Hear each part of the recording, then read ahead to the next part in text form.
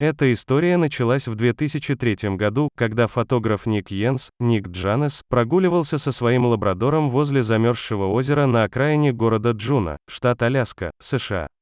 Неожиданно у кромки озера человек увидел волка, который стоял и пристально смотрел на него. Ник специализировался на съемках дикой природы и много раз фотографировал волков с безопасного расстояния. Он стал медленно отходить, беспокоясь о том, что волк может напасть на его собаку. И вдруг лабрадор сорвался с места и побежал прямо на волка.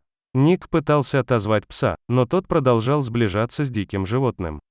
Хозяин в ужасе замер, ожидая схватку, но то, что произошло потом, стало сюрпризом даже для опытного фотографа. Собака и волк начали играть в догонялки. Ник отошел от шока и поскорее навел на животных камеру.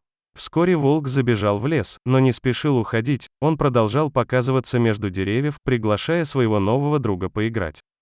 С тех пор одинокий волк стал очень часто показываться на окраине города.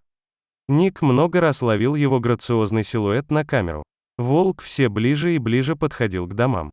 Фотограф назвал волка Ромео. Вот только его соседи не слишком радовались появлению одинокого красавца на окраине города, они опасались, что волк станет нападать на собак или даже на детей.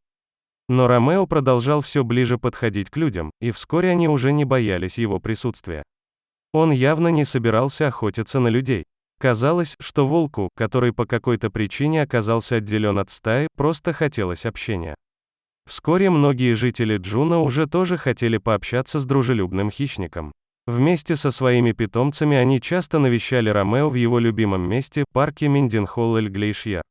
Люди приводили с собой питомцев, и Ромео с удовольствием заводил новых друзей. Волк даже начал подражать собакам и иногда играл с людьми.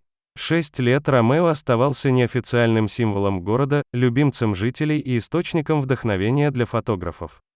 Когда его одинокий силуэт перестал встречать людей у озера, они с грустью поняли, что Ромео покинул этот мир навсегда. Люди решили, что Ромео заслуживает, чтобы о нем помнили. Теперь людей у озера встречает вот такая памятная табличка, напоминание о необыкновенном, дружелюбном звере, который стал вдохновением для всего города.